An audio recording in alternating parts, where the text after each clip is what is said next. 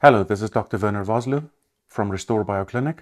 It's really important to distinguish the difference between triggering and maintaining causes of the CDR. So first, triggering causes.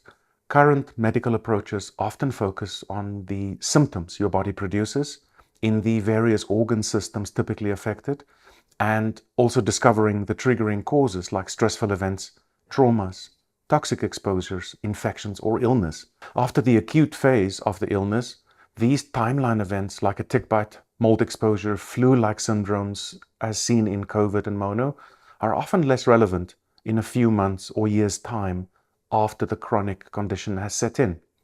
Certain features of the CDR survival response lead to problems that directly block the exit. For example, less bile flow and slower detoxification processes as a part of the energy conservation and resources reallocation of the CDR allows chemicals that cause oxidative damage to the cells like cadmium, mold toxins, viral particulates to accumulate on the cell membranes and inside the cell. Coupling that with a deliberate effort from the cells to adjust mitochondrial, immune, and peroxisomal function toward a more oxidative environment to defend you better against microbial invasion causes a very problematic increase in oxidative membrane damage. The problem is now a compounded one in addition to the set of problems that caused or started the CDR, for example, mold exposure and then COVID, leading to the chronic illness, or a surgery followed by loss of a loved one, or an insect bite, or food poisoning. Now the cell and mitochondrial membrane function are compromised by the oxidized lipids in the membranes, for example, malondialdehyde. Oxidized lipids not only causes chronic activation of the innate immune system using very similar cytokines as we find in Lyme disease, long COVID, vax injury, mold illness, the embedded oxidized lipids in the membranes damages DNA gene regions, which maintains inflammation and pain, and ultimately are strongly associated with sustaining the cell danger response. And the embedded oxidized lipids are now part of the continuation of the cell danger response signaling as it becomes a permanent part of the cell membrane.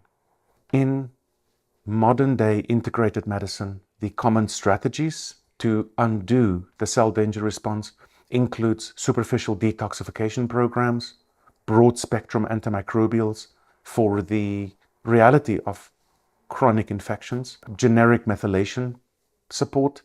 This often asks the cell to do work that is outside of the scope of the CDR, causing side effects, detox reactions, and ripple effects that often are worse than the actual condition, leading to people stopping further treatments. And this is sometimes more intense than the actual condition that it was intended to treat. So when cells are stuck in protection and survival, they don't detox properly, and they don't want to detox properly because it's contrary to what they're being told to do in order to ensure your very survival. So ongoing or maintaining causes of the cell danger response are overlooked. And even though they are caused or brought about by the primary or triggering causes that we just talked about, are often what are the most relevant components of a chronic condition that you need to interrupt first before you can expect a change in cell and total function. Maintaining causes like cell membrane damage, oxidative stress, vitamin D dysregulation, reduced mitochondrial numbers, and also mitochondrial clumping in an effort to produce, less energy and more hydrogen peroxide or oxidative molecules are a very important feature of the CDR. And unlike triggering causes, you need labs and molecular studies to be able to define the cellular stuckness in the survival response. So the maintaining causes are not visible or a timeline event like a tick bite or a stressful event or an accident or a toxic exposure. So the superficial detox, methylation protocols, peptides, bioidentical hormones, antibiotics, SIBO and MCAS treatments, binders, lymphatic drainage, deworming treatments, nutrient IVs, LDN, may offer temporary relief, but often fail because they do not resolve the ongoing cellular threat response or restore normal cellular functions, which are essential for true and lasting healing from the cell inside to out.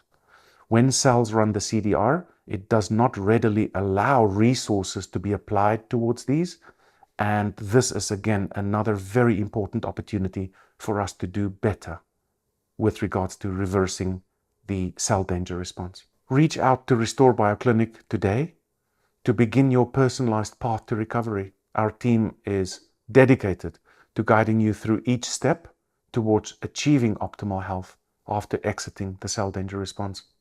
For more insights into our unique approach and patient success stories, follow us on YouTube or social media platforms. Please see below. Your journey to health can start here.